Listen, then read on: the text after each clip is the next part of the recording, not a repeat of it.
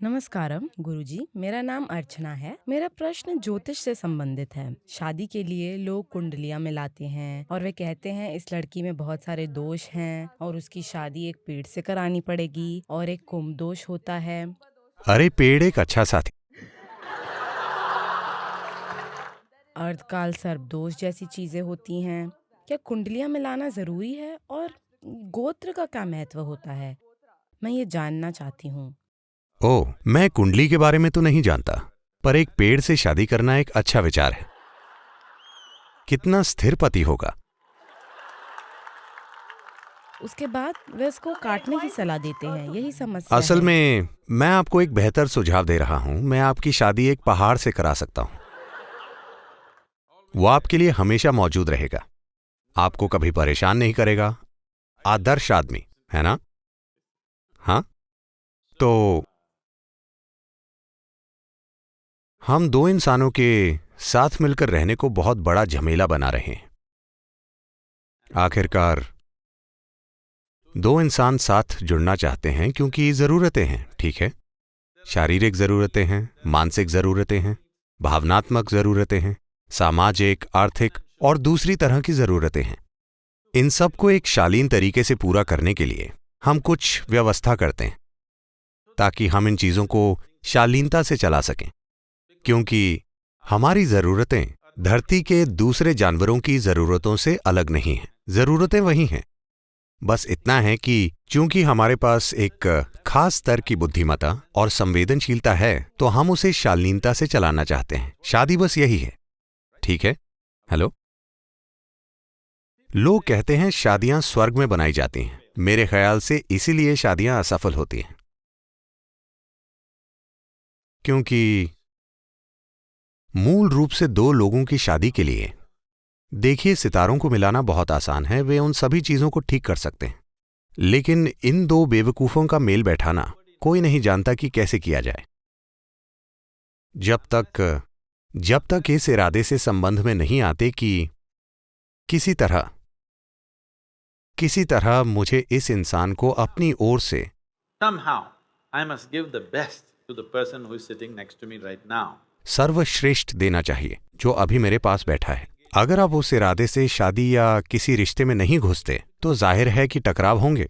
अगर आप ये खोज रहे हैं कि किसी से कैसे खुशी निचोड़ी जाए, वैसे शुरू में ये पूरा अच्छा होगा, ये रोमांटिक लगेगा, पर कुछ समय बाद ये एक आपदा होगी। इसलिए नहीं कि सितारे टकरा रहे हैं, बस इसलिए क्योंकि आप किसी से खुशी निचोड़ने की कोशिश कर रहे हैं और वो आपसे खुशी निचोड़ने की कोशिश कर रहे हैं। कुछ समय बाद ये हर हाल में एक संघर्ष बन जाएगा। अगर आप ये देख रहे हैं कि कैसे खुद को दूसरे इंसान के प्रति पूरी तरह समर्पित करना है, और अगर वो इंसान भी यही कर रहा है, तब ये एक शानदार रिश्ता बन जाता है। अगर सिर्फ आप ऐसा कर रहे हैं और दूसरा इंसान इस तरह का नहीं है, फिर भी आपका जीवन तो अच्छा होगा, पर उसका जीवन झमेले वाला होगा। हाँ, क्योंकि देखिए, मैं आपको एक चुटकुला सुनाता हूं, ठीक है? ये एक गंभीर सवाल है, लेकिन एक बार ऐसा हुआ, शंकरन पिल्ले यूनिवर्सिटी में थे।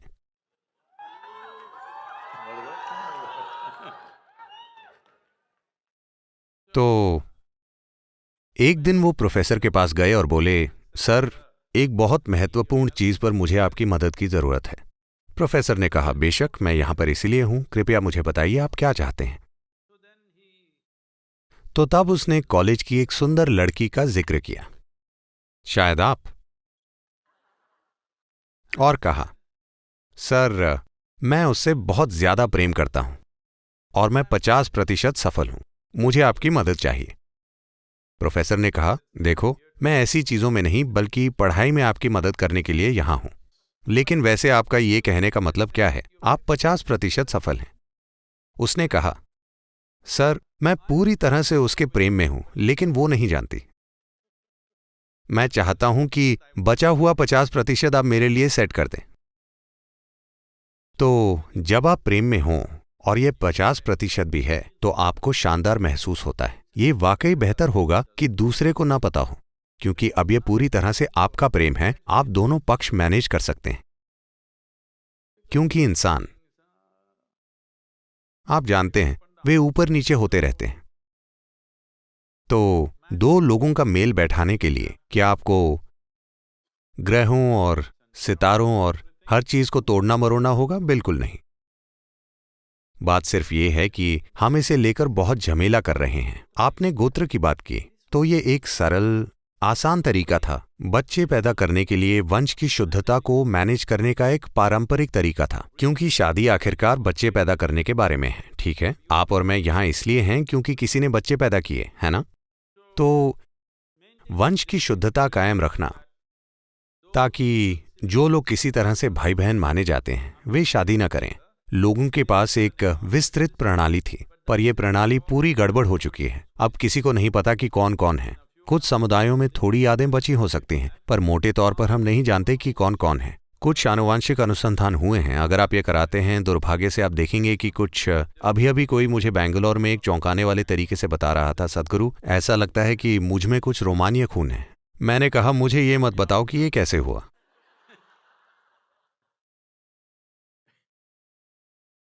तो हजारों साल बाद हमें नहीं पता कि क्या हुआ था। अब इससे कोई फर्क नहीं पड़ता, पर एक करीबी समाज में जहां लोग बहुत करीब रहते हैं, इसे कायम रखना बहुत महत्वपूर्ण है। क्योंकि जब दूसरा हर कोई ये सोचता है कि जिससे आप शादी कर रही हैं वो आपका भाई है, तो वहां रहना बहुत मुश्किल हो जाएगा। आप कहीं दूर हैं, आप नहीं जानते कि किसी और जगह से 25 पीढ़ियों के बाद आपने शायद अपने भाई से शादी कर ली हो, पर आपको पता भी नहीं है और यह रिश्ता बहुत दूर का है। लेकिन एक करीबी समाज में यह मायने रखता है। अगर ये एक बहुत करीबी समाज है तो इसका सम्मान करना बेहतर होगा। पर अगर आप बाहर चले गए हैं, आप बड़े शहरों में हैं, तो ये चीजें वाकई मायने नहीं रखती। लेकिन गांव में ये आज भी मायने रखता है, क्योंकि हर कोई हर किसी को जानता है और इससे समाज में परेशानी खड़ी हो जाती है।